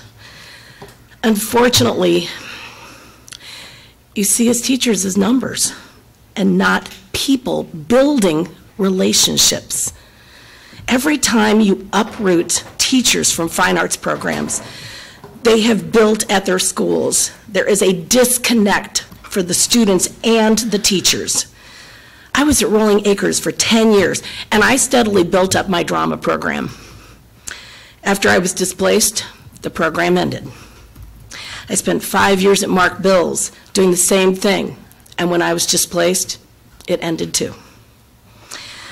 I still follow the few drama students that are still at Richwoods High School because those students became a part of that program. Soon they will have all graduated. Fine arts teachers build relationships, so we desperately need in our district, and then we uproot them. And now again, principals. I believe you are considering moving several principals, including mine, Elizabeth Zolkowski. If you choose to move her, you'll disconnect Mrs. Zolkowski from relationships she's built with parents, students, and teachers. You'll also disconnect us from the one person who has done everything possible to support our fine arts programs at Manual Academy. The community Mrs. Zolkowski has tried to bring together in our building will suffer from the loss. We keep trying so many initiatives, but we are never in it for the long haul, and we never think to pick the one thing that could really make a serious change in our community: fine arts. I would also like to take a moment to point out a perceived disparity in the way programs are funded between Richwoods and Manual. Last year was my first year back at Manual after my second displacement. On the third day of school, the new band teacher came to me and said on the way out on a Friday, "Oh, by the way, I just wanted you to know I resigned today." Okay?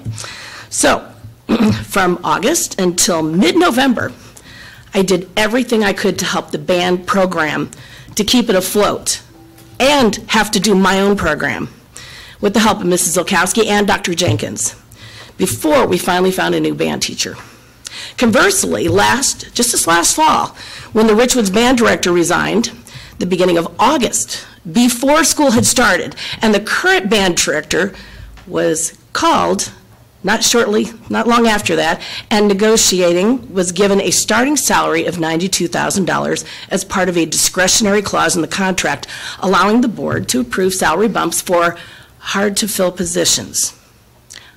Ours was a hard-to-fill position, and despite begging for help, we had to limp along trying to preserve what we had remaining of our band and percussion program.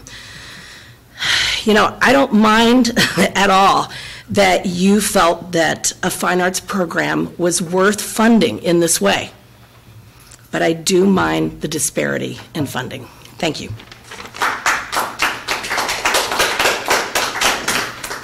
Thank you. Ms. Tanya Fogliano?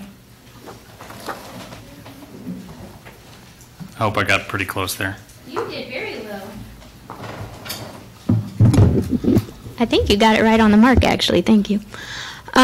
So I'm just wanting to speak to the vote that's about to take place on the changing of times for the school start times beginning next year.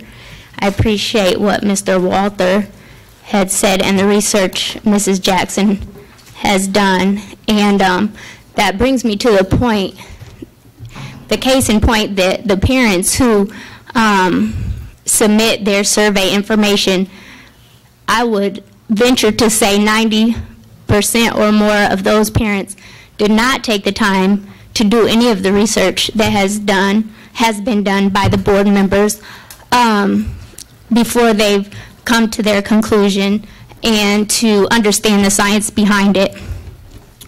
I feel it's time that we start putting our children first. I don't know about the majority of you. I'm sure the vast majority of you are parents. And from what I've always been taught is it's not for children to make the best decisions for themselves because they don't know what those best decisions are. I believe that the information that was shared by President Adler indicates that they may not know what's best for them. Obviously, they, I'm sure, did not do the research about the science behind it as well. But it's high time that we look to science. Just coming in today, although someone told me yesterday that the graduation rate in District 150 was only 64%. When I Googled it, it said 71%. That could be accurate or maybe not. And then on a national average is 84%. So if this can raise our graduation rate by changing the times, I think it's important to look at that. Something obviously needs to be done to raise the graduation rates. I'm not currently speaking on behalf of my child because he will be attending ICC as a part of the D2 program. I'm very proud of that next year. But in society as a whole, for many decades now, we failed our children. I think if we look at the presidency right now and all the chaos that that has caused, that shows how we failed our children. And I think it's high time we start using the science to make the best decisions for them. As it's been brought up that the changes have been made in similar districts throughout our area, and I would have loved to see the numbers showing if they had an earlier start time at one point and if graduation rates or grades or attendance or any of that had improved when they changed the start times. That would have been a great slide to show so that we could see maybe what we would have to look forward to.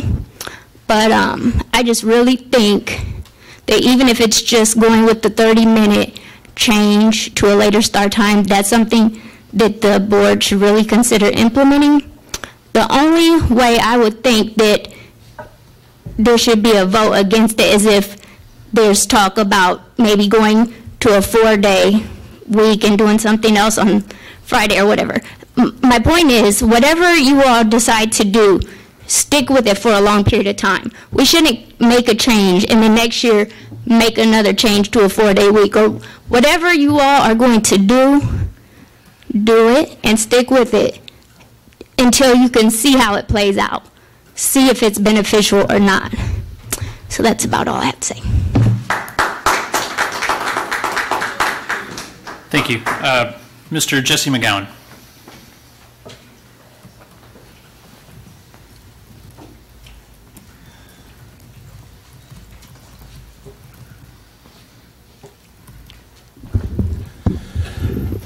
Good afternoon. I'm Jesse McGowan Jr., 707 East Thrush. I want to start this off to Dr. Karat. We had disagreement first time yet, but it is about getting out in front of what we're talking about, what a couple of people have alluded to. I'm not going to break it. I'm going to wait for you to do that, but you're going to catch, the board members are going to catch a lot of flack from a proposal that's going to be made. I'm dissatisfied with it, but I've talked to Dr. Karat. She said, trust her, and I do. Even though I'm not sure this is the right decision, you all hired her to do a job. I hope you'll stand behind her as she do this job. A lot of things that you're going to get pressure from the public, but you need to make the decision that is best for the district, as the best for the few loud people that's going to complain. I think, because if this doesn't work, it's her job that's one's on the line. If she does as I say and it doesn't work, I'm not going to get up in front of y'all and say, oh, she did what I said, don't bother her. It doesn't work that way. So even though I disagree, I think I trust her enough and I support her enough, and I'm hoping as all of these calls and emails and people come up talking to y'all that you remember that you hired her because you weren't happy with the way the district was running. She has done it differently from the prior administration. Whether you agree with it or not, you'd have to say she's done it differently. So if she's not doing it the way you want to do it, then I think maybe you all need to decide what do you want done. If you weren't satisfied with Kay Roster, you weren't satisfied with Grenada Latham, now, if you're not satisfied with Dr. Karat, what do you want? Maybe y'all should run the school district. So I'm just saying that I think y'all should support this because I'm against it, but I support it. So I'm asking if y'all support it too. Thanks. Thank you. That is all the audience presentations. We'll do responses to audience presentations. Sorry, I didn't put in a card, but I was going to ask if someone would move that I could say a couple things. 1 second. Board's consent, an additional audience presentation? I'm okay. Okay, good. There were no nays. I can't believe that. Just kidding. Thank you. I did want to say with regards to the start time, I said in the beginning, I think the path we're going down is kind of dangerous because it's an all or nothing. Either we're doing it or we're not, and it doesn't leave any room for alternatives, right? And I think if you look at my wife and Hetty Elliott at Lincoln, they have an alternative start time there, a flex schedule. They go in at 10:30 actually, and they get done at 4:30, and my wife loves it. I know Hetty Elliott has said she'll quit if she ever has to get up at 7:30 in the morning again, and the kids all love it as well. It's not a large-scale change, and it would cost probably a significant amount of money for busing, but I think the trap that we're about to fall into is either we're going to do this all one way or all the other way. If I could have it my way, we would keep it the same for next year and work out something really innovative for the year following. I also do have to say, as my VP pointed out, you know, when it comes to science, there's a lot of things it shows, like lower class size, the value of PLCs, retaining teachers with better wages that we don't have the board override when it comes to the table. So I would ask that you consider that. If you're going to pull it, instead of doing an all or nothing vote or trying to come up with something tonight and voting on it. Maybe keep it the same for next year, and we'll work out some alternatives. Thanks. Thanks for letting me speak.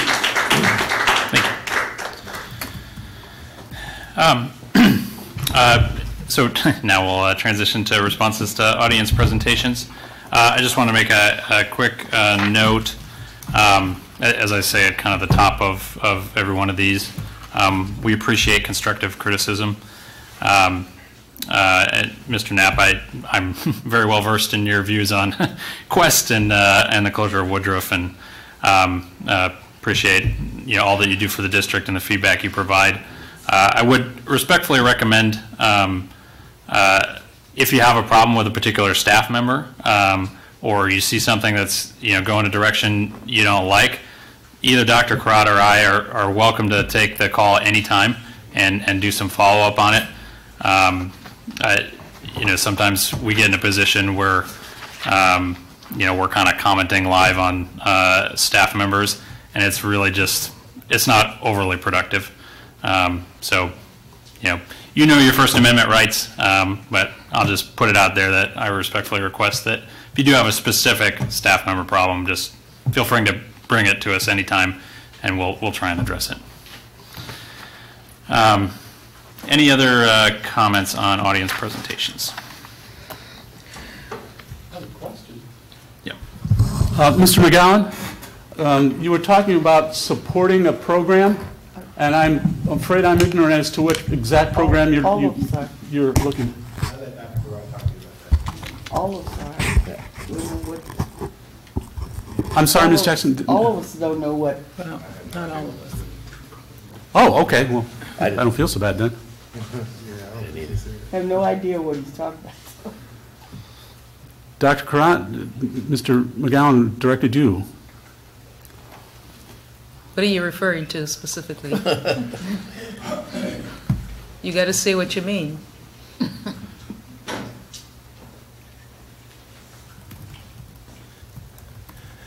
Well, the reason I didn't know if you was ready for it to be brought forward yet. I know a couple of people have alluded to it. That's the reassignment of teachers and principals. Okay. Thank you. Thank you. What did you ask? I have a additional.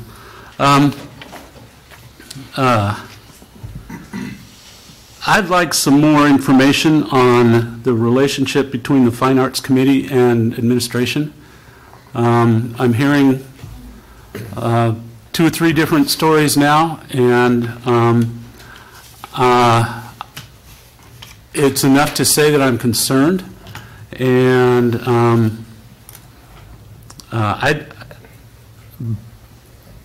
and usually lack of information doesn't stop me from putting my foot in my mouth, but tonight it just might. I'd sure like some more information. I'd sure like to know what's going on in terms of the kinds of things that I'm hearing.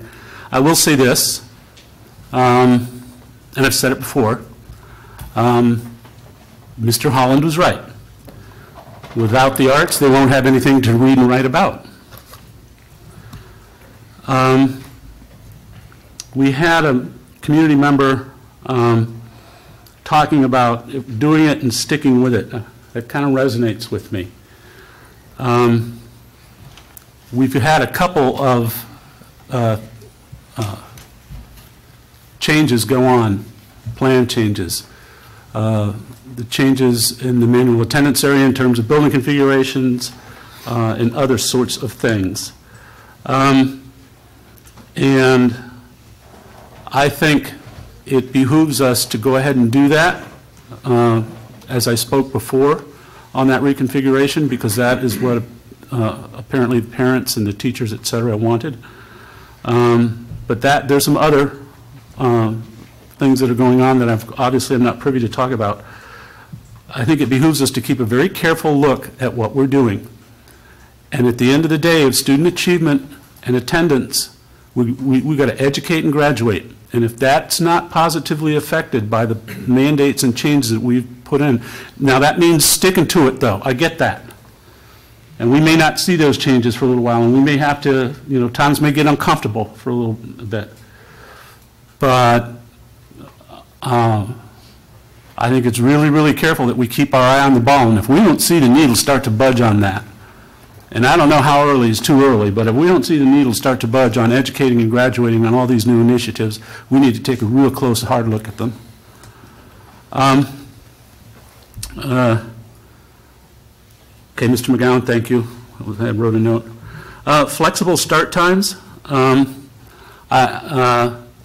in terms of all or none, I don't interpret the conversation that we're having as an all or none. I am advised, and we'll take that information appropriately. I haven't seen 7:30 in the morning since I was an altar boy, so I'm just saying. Thank you, Dr. Baum. Mrs. Ross.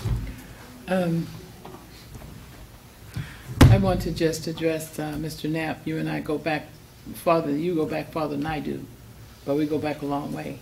So just to give some clarification to how the charter school came about, it wasn't the mayor. Can you turn on your mic? I'm sorry. It's on. Thank you. Okay. Just to give you, just to talk about how the charter school came about, it was not the mayor. They had 5 charters for downstate Illinois. And the company applied, this charter school applied for one of the charters to the state.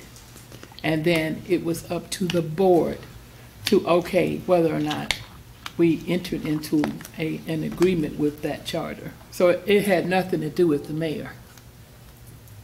Well, we'll talk later. I'll bring the paper in. I'll show you the headline. Okay, well, I'll show you the headline. All right. Okay, thank you. Other responses? Mrs. Jackson? Yeah, you must have saw the question mark on my face. Yep. I would agree that with this time thing, I would like to see something clear on how we're going to do it. I would like to see it, and I think Mr. Shaw hit on it. I would like to see that change, but I also would like to see how we're going to do it. I want it put in place. I'd like to see it put in place, but I'd like to see how we're going to develop it. That makes sense to anybody. I want to see how we're going to develop it, and so I think we need to put our heads together and let's see how we're going to develop it to put it in motion. That makes any sense to anybody around this, or should? Can I ask a follow-up question quick? Do you have specific items that you want to see, I guess, embedded in the implementation plan, or just so we can provide some direction? Well, I think all the things that the committee talked about, and when you first started, the kind of things that the data that I read, and I can tell you what that data was and where I got it from, said that should be implemented. That data, and then let's talk about how do we get to it. How do we implement it for our system?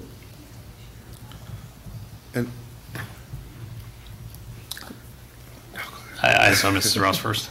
I just want the record to show that whatever plan you all come up with as it relates to this topic, I'm personally not interested in seeing my grandbabies, kindergartners, standing on a bus stop at 6:30 in the morning in the dark, because I'm not interested in putting them in that kind of danger. And if that is the route that you would go, changing that some of the things that you've talked about, is having the younger kids go to school earlier and the older kids go to school.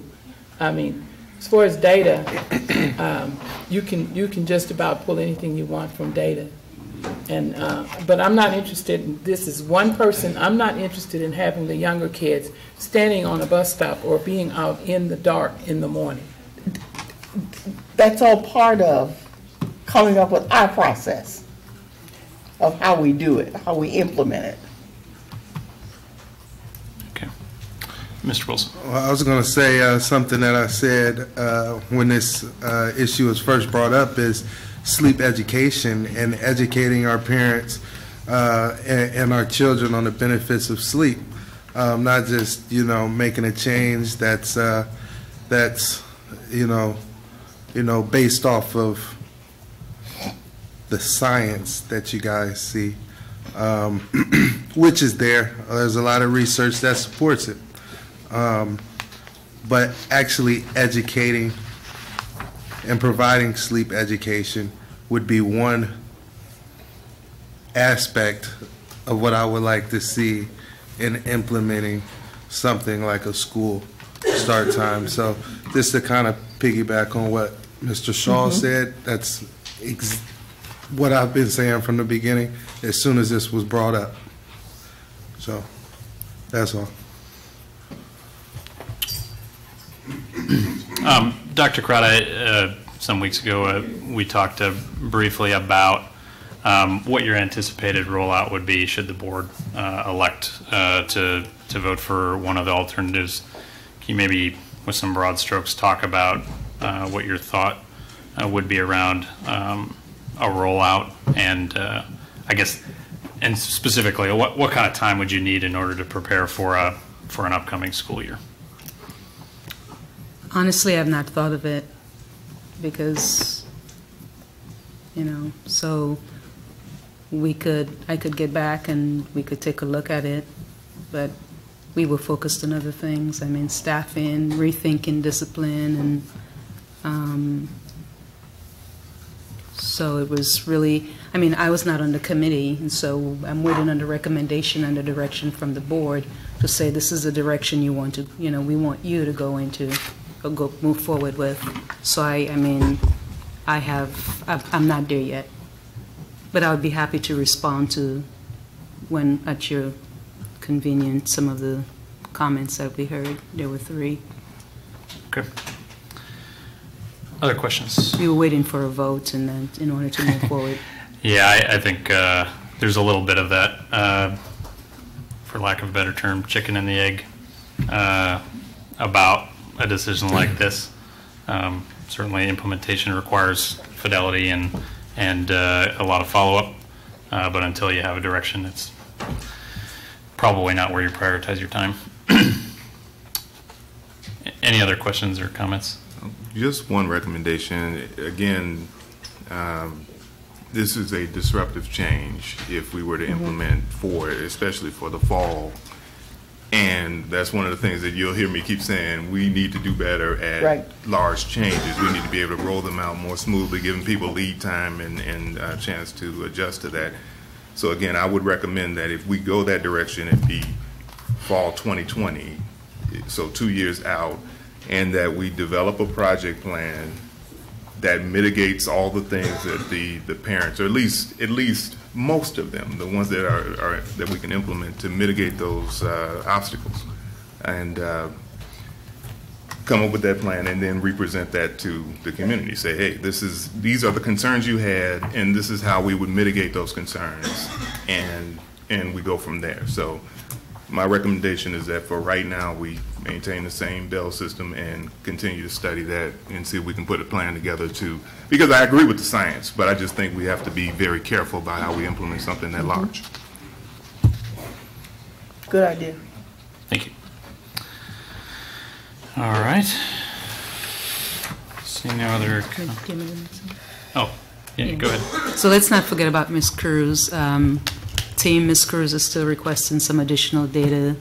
Mr. Welch, any feedback? My recommendation was to sit down and sort out all of the missing information that she's still requesting.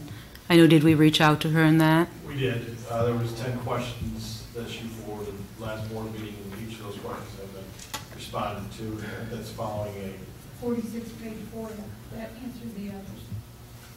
Put it in It was all answered in the 46-page FOIA, and the board member, all of the board members got the FOIA.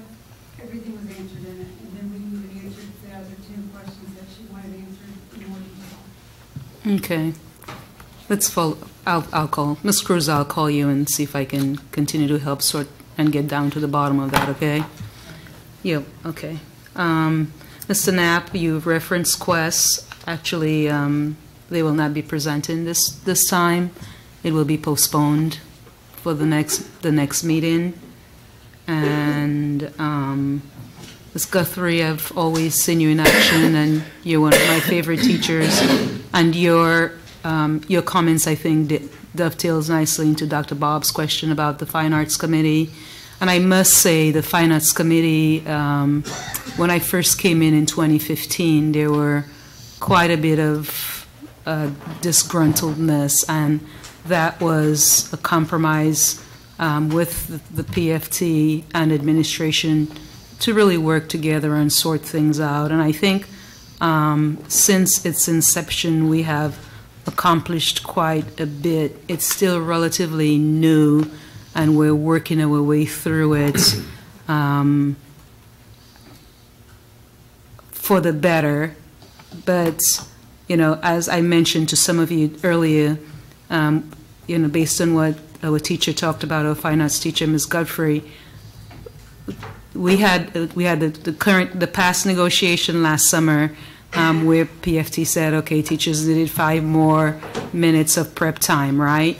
And as a result of that, when you take 5 minutes and 5 minutes and 5 minutes and 5 minutes, it really adds up to bodies. And so we've had conversations about looking at buildings and looking at equity in terms of the fine arts program. And I think the groups, we've done a really nice job identifying these gaps. And so, Dr. Bob, the purpose of the Fine Arts Committee is really to provide recommendations and give feedback for resources, curriculum, staffing, long-term planning. So that's the purpose. And I'm very open, very receptive. I know, when was it, 2 or 3 weeks ago, they came with a plan, which really, they were asking for 11 new fine arts teachers, right? I mean, we're not going to find 11 new the administration found a much more effective way to do that by not hiring anybody. So we met again today, and because we're both on the same page regarding ensuring that all of the regions, Manuel's region, Ridgewoods region, and Peoria High's region, we all have the same thing, whether it's band and orchestra and arts and music and general music, chorus, which is Ms. Guthrie. She's amazing, of course. I've seen her, and she's really a very passionate teacher. And so I asked them to sort of be our eyes and poke me and poke us. But we also have to compromise. And I think we're in a really, really good place. They've presented another plan to us, and Heather is doing a really nice job representing the team, and she's working with my team and myself. And we will. This work is really, really difficult because remember, you have, as I said to a couple of you, we have, like, let's say a K-8 building, and you might have 7 anchors, right, or 7 preps, and so 3 of those are PE. That's mandated by the state. Okay, so, and then you have one. The principal may say, okay, I need my kids to also have technology, right? And so then you have to figure out, where's art going to fit in, where's music going to fit in, where's band going to fit in, where's chorus going to fit in, where's orchestra going to fit in. And so it also depends on qualification and travel time, reducing travel time, and then also sections. So there are so many, and I'm sorry, I'm sort of like taking a long time explaining this or attempting to. This is important. Okay, I think this needs so to be there's said. okay. People need to hear it. Okay, so there's so many pieces, you know, that it's almost like playing chess, and we also need to look out for the best interests of the district in terms of cost and the kids, and folks also want to stay where they want to stay. So, I think overall we have we have a great team. I would say Jeff Atkins Dutro, the president, and Tony Ms. Strong, myself, Dr. Wilson, Lisa Gifford, Heather. We had a really nice meeting today, just sort of looking at the revised plan, and I'm like, yeah, this looks really, really good. Now let's go back. I think they're meeting tomorrow to see how we could, take those pieces and really make it work. So I'm really excited to see what will happen in the end. So Ms. Guthrie mentioned that she's a 0.5 person, and yeah, it kind of makes sense because she also did chorus 7th and 8th grade at Manual, and so that part is gone, and I know the team, they're working with her on that, and it's my understanding that you guys are coming up with something beautiful. But those are the factors, and it's just one example. Does that make sense? No. It's like, do I have to start all over again? Another hour? I'm sorry, I couldn't resist. Just making sure we were all paying attention. So anyway, Mr. Adler. Okay, And as soon as you guys take that vote, then we'll be happy to follow your directive, and I'll do what my board tells me to do once there's a vote. Very good. Okay. Moving on then. As Dr. Krett mentioned, we'll postpone the Quest update till next time. So next on the agenda is proposed expenditures over $2,500. We have any questions for Mr. Willis on that list?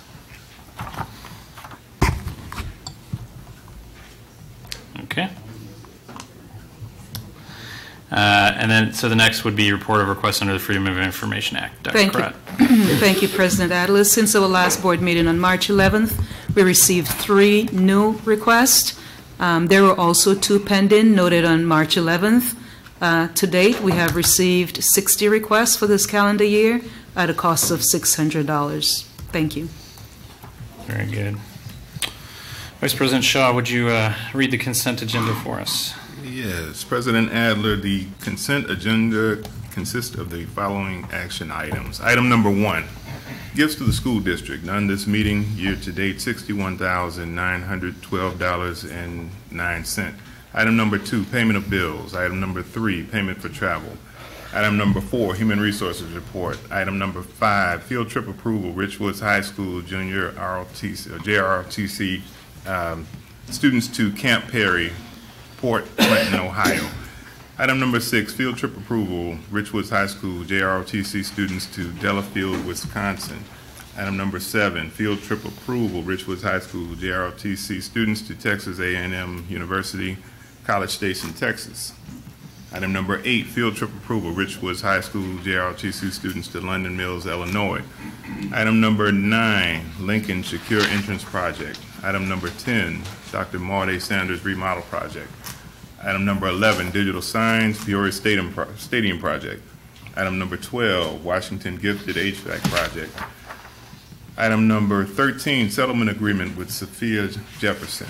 Item number 14, Memorandum of Understanding with the Peoria Federation of Support Staff, Cafeteria, Clerical, Professional, and School-Related Personnel, IFT, AFT, AFL-CIO Local 6099, regarding Sophia Jefferson. Item number 15, Memorandum of Understanding with the Peoria Federation of Teachers, Local 780, regarding the Grow Your Own Teacher Initiative. Item number 16, approval of selected vendors for E-rate 2019-2020 contracts. Item number 17, approval of 2019-2020 school calendar. Item number 18, recommendation from Special Committee on School Start Times. And item number 19, meeting dates for the Peoria for the Board of Education 2019-2020 as amended. And that is the entirety of the consent agenda. Thank you, Mr. Shaw. Any items that board members would like pulled for a separate vote? Mr. Walter. Number 18. All right. Number 18. Any other items? All right. Seeing none, can I have a motion and a second to adopt the entire consent agenda with the exception of number 18? So moved. It's been moved. Is there a second? Second. All right. Seconded by Mr. Shaw. Any discussion on all items except 18?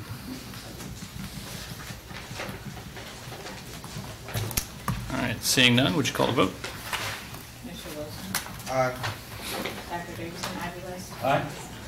Mr. Walter? Aye. Mrs. Jackson? Aye. Mrs. Ross? Aye. Aye. Oh. Mr. Shaw? Aye. Mr. Adler? Aye. 7 ayes, motion carried. All right, number 18, can I have a motion and a second on item 18? I vote that, I'm recommending that we vote down the recommendation of the special committee on start times. I'll second that. Okay, it's been moved and seconded to, Is that what we're doing, is voting? I'm not supposed to add that. yeah, good question. We're not voting it down. If I can get parliamentary clarification. Yeah, go ahead. Okay. No, I think we have to do this in 2 steps. First of all, the recommendation from the committee is to maintain the present time. I'm recommending that we vote that down.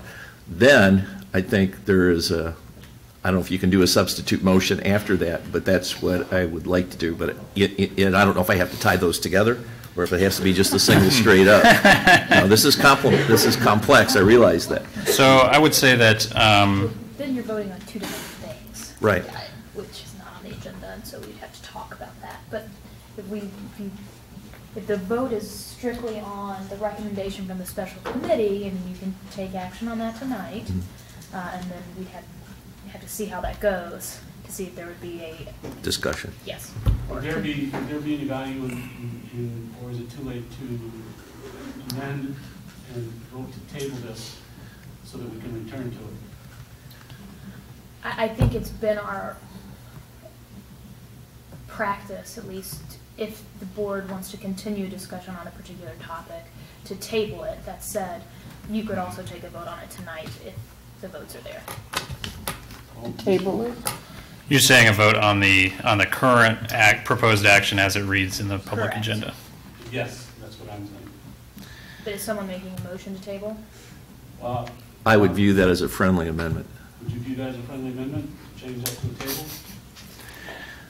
So for the board's clarification, I've heard a motion and a second to table number 18 until next meeting? Yes. Okay. But I'd like discussion. But if I'll there's a table, I close don't my think parliamentary ears for a few minutes if you guys want to talk about the motion.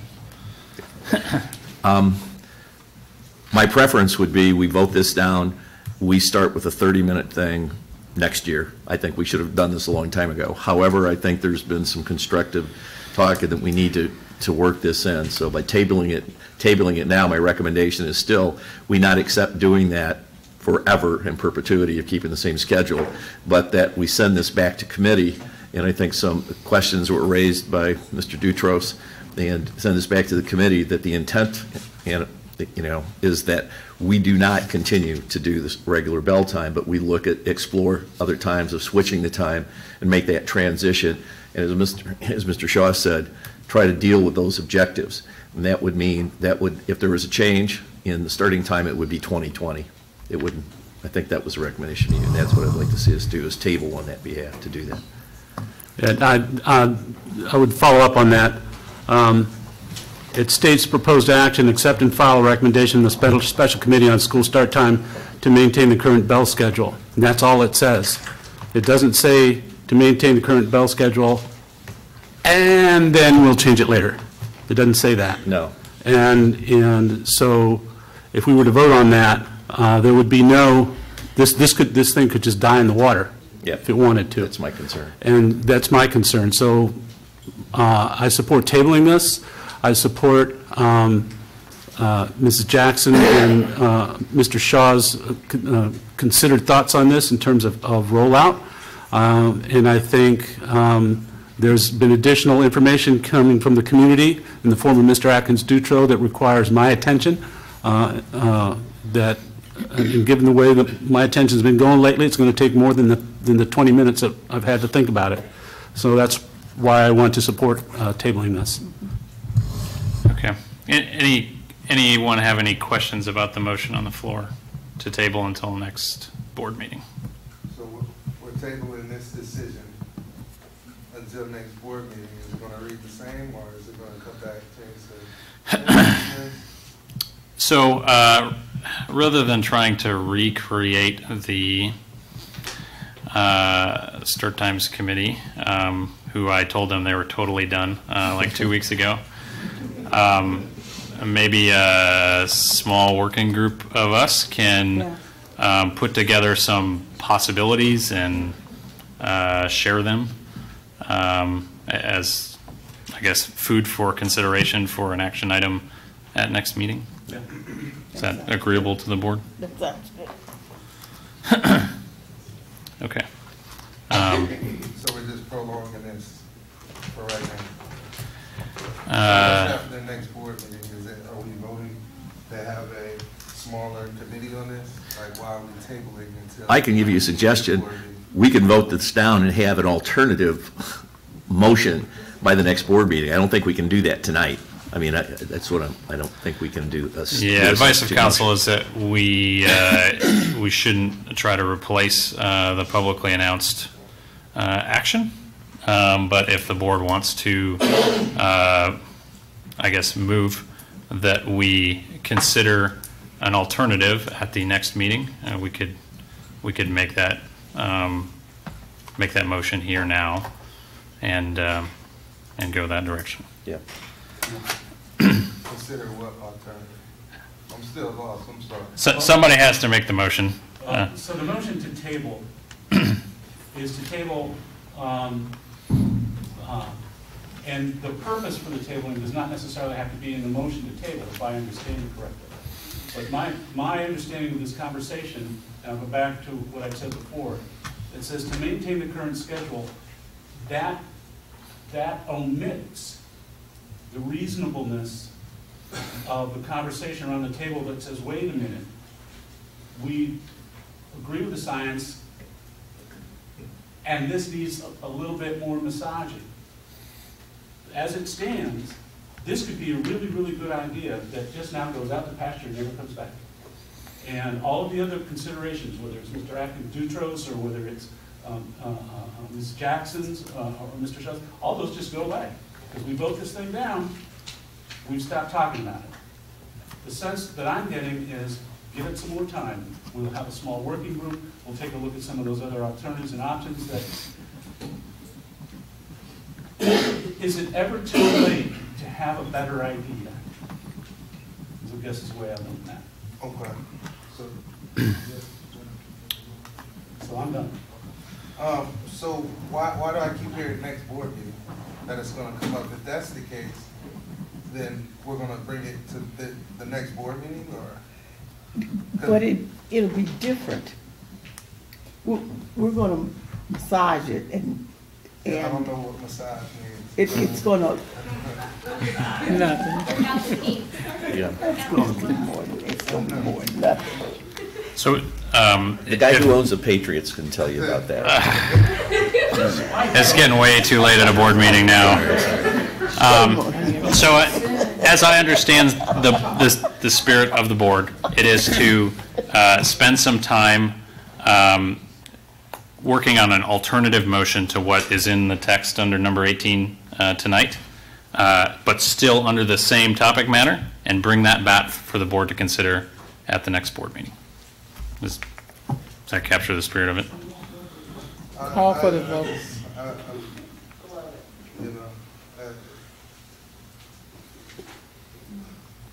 We'll talk. We'll talk. Okay. So can I have a friendly amendment on the motion? Talk about it in the committee. Yeah. Can we put some language in the motion to table to give the board direction to work on that motion? So perhaps that a move to table item 18 from the consent agenda to be replaced with an alternative motion at the next board meeting. So move. He can't do it. He can't. So What he said. Yeah. What he said. what word Okay. first? I acknowledge a motion in a second. Very good. Is everybody clear on what we're voting on? Yes. Okay, would you please call the roll? Nay. Dr. Davison-Aviles? Aye. Mr. Walter? Aye. Mrs. Jackson? Aye. Mrs. Ross? No. Mr. Shaw? Aye. Mr. Adler? Aye. 5 ayes, 2 nays, motion carried. Very good. Deliberation agenda, Mr. Wilson. That the proposed action, the expulsion listed on the report dated March 25th, 2019 be approved as amended. Second. It's been moved and seconded. Would you please call the roll? Mr. Wilson? Aye. Dr. Davison-Aviles? Aye. Mr. Walter? Aye. Mrs. Jackson? Aye. Mrs. Ross? Aye. Mr. Shaw? Aye. Mr. Adler? Aye. 7 ayes, motion carried. That the expulsion, with the expulsion to be held in abeyance, listed on the report dated March 25th, 2019 be approved as presented. Second. It's been moved and seconded. Would you please call the roll? Mr. Wilson? Aye. Dr. Davison-Aviles? Aye. Mr. Walter? Aye. Mrs. Jackson? Aye. Mrs. Ross? Aye. Mr. Shaw? Aye. Mr. Adler? Aye. 7 ayes, motion carried. All right, next item up, presentation and suggestions by board members. Nobody? It's been a good meeting. Any reports from board committees? We got to set a time. Well, you know, we have we had a Save Our Stadium meeting on the 26th. That's Tomorrow. night. That's tomorrow night. Thursday will be our meeting. Okay, so we set it for the 28th? Because I shot out an agenda. Yes. 28th.